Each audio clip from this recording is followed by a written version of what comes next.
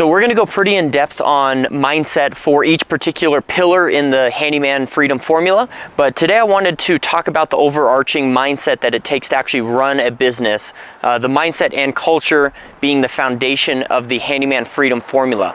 And really this comes into play. I think the biggest philosophy that revolves around this mindset and that will really set our mindset straight is understanding that if you want to be successful, you have to look at what 98% of the population is doing and do the exact opposite. Because at the end of the day, 98% of the population are consumers and 2% of the population are doers. So if you're in a realm of thinking about food, right? 98% of people are looking for a place to go and buy a hamburger. What you want to be is you want to be that 2% of the people that actually figure out how to produce the hamburger for the 98% people to buy. Now this leads us into our second philosophy of two different mindsets. There is a champion mentality and a victim mentality. And at the end of the day, us as humans, we will always, 100% of the time, default to the victim mentality.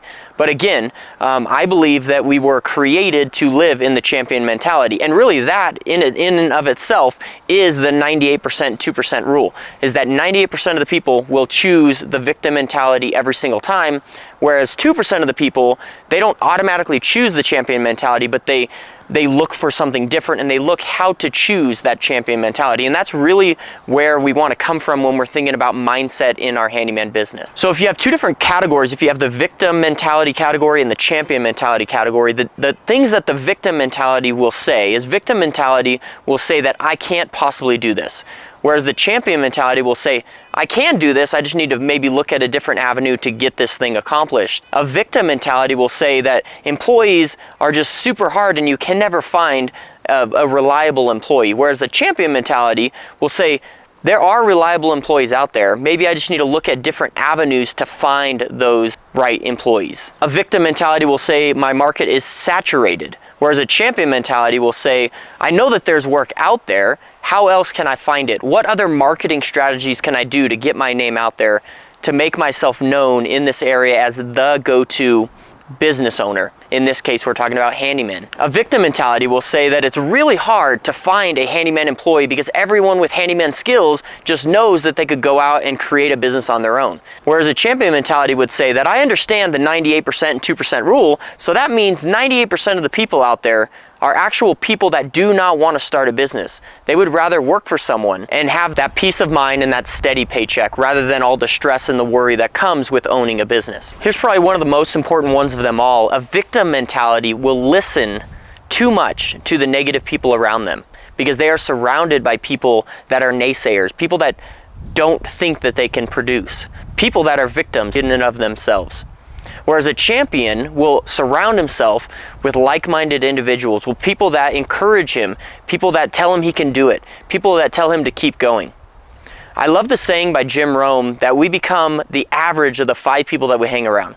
So if you equate this to millionaires, if you hang around with 5 millionaires, you are bound to become the next millionaire. So one of the biggest things about mindset and getting your mindset right, not only getting it right in the beginning, but keeping it right, is surrounding yourself with the right type of people.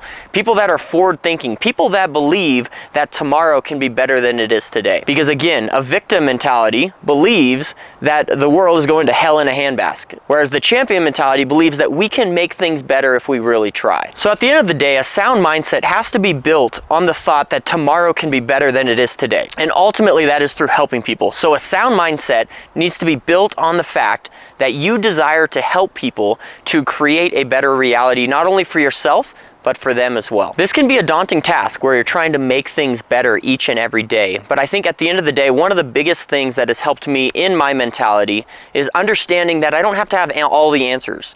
That true wisdom isn't in fact knowing all the answers, but it's knowing where to find the answers or who to go to find the answers.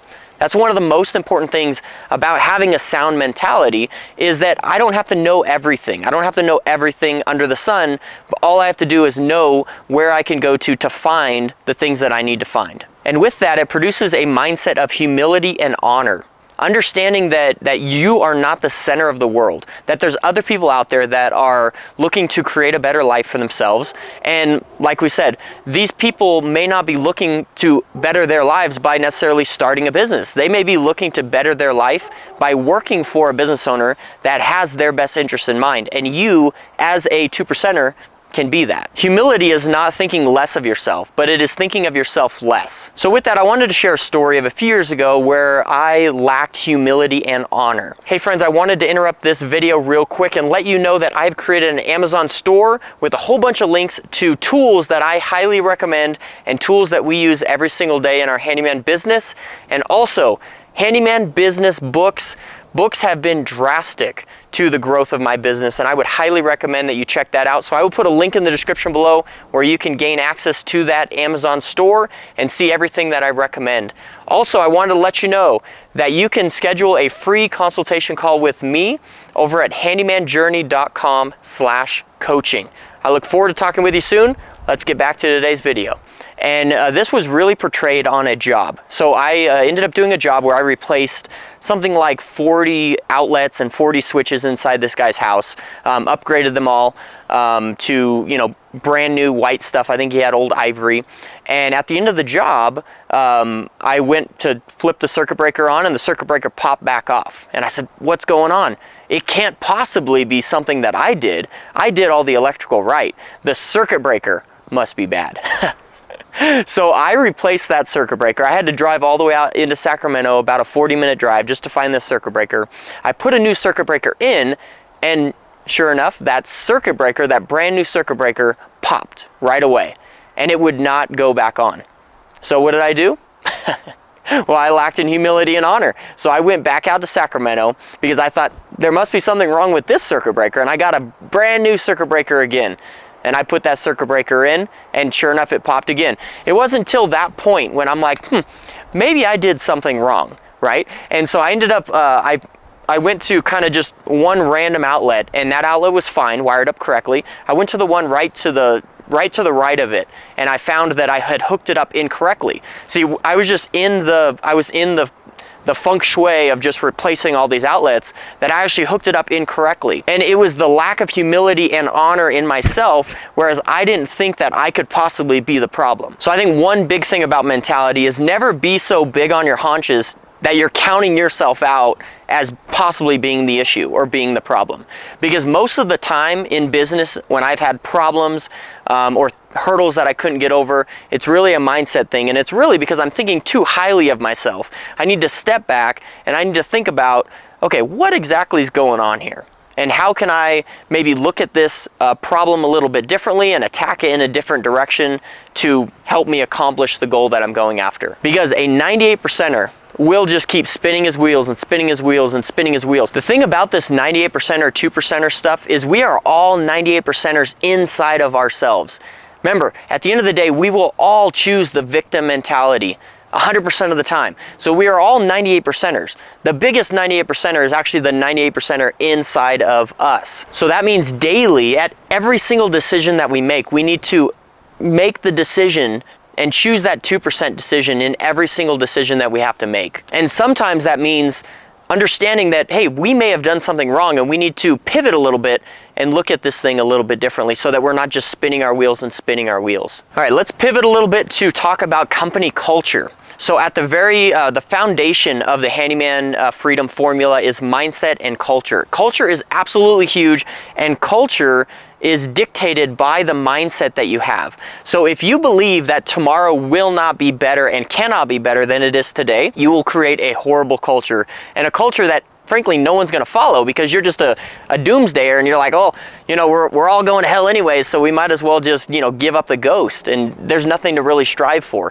But if you have a mindset that, yeah, tomorrow can be better, what are the core values and what are the things that you want to bring to the table to make tomorrow a better day than it is today? And with that, I would recommend to create a list of core values, not only for your business, but for yourself. Start for yourself. What are some things that you value as a person? What are some things that you value as a business? What are some things that you want to enact or bring to this world?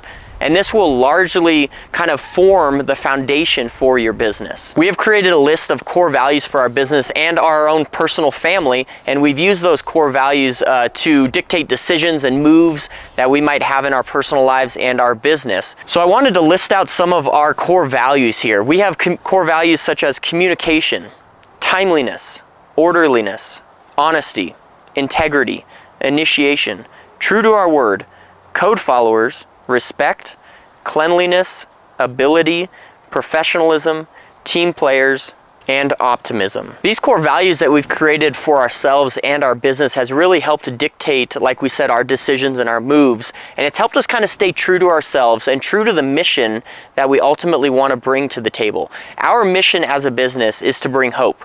Hope for a better experience, a better service, and a better community. And there's different ways that we do that, and the ways that we do that are by living out our core values. So another huge thing, it kind of ties into the 98% or 2%er rule, is don't let the world's culture bog down your personal culture, because the world has its own culture. The world is living by its own standards, and if you bow to that, it's going to totally make you forsake your core values and become a person that you're actually not. And with that, as you grow your business, you must live fully into your company culture before anyone else does. Before you ever have an employee that fully buys into your company culture, you must fully buy into that company culture and live to it fully 100% of the time. So that leads me into a story of a time when I really forsaked my core values as a person and a business. We had an employee a few years back that just me and him were really codependent with each other. I struggled a lot with codependency. I think a lot of that stems from my childhood, but that's kind of a whole nother story. But basically, codependency is when you're basing your value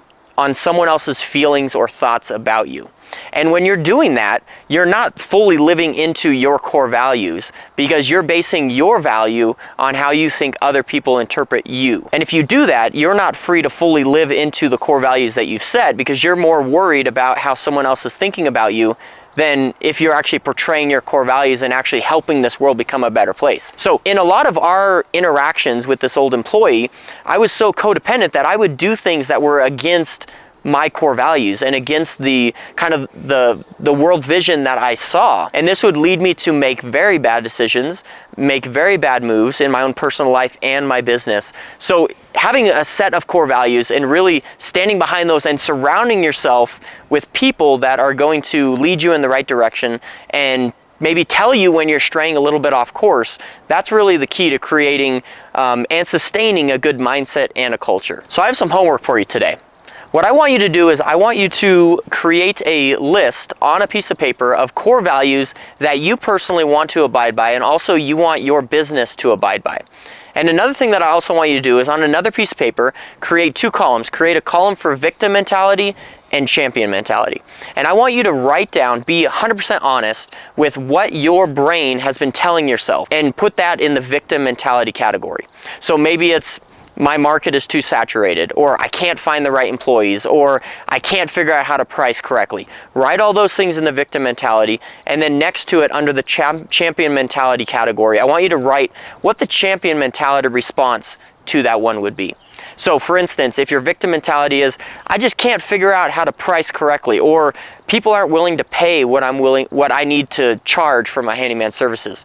Over in the champion mentality, you could write, I know people are willing to pay this because other people have done it.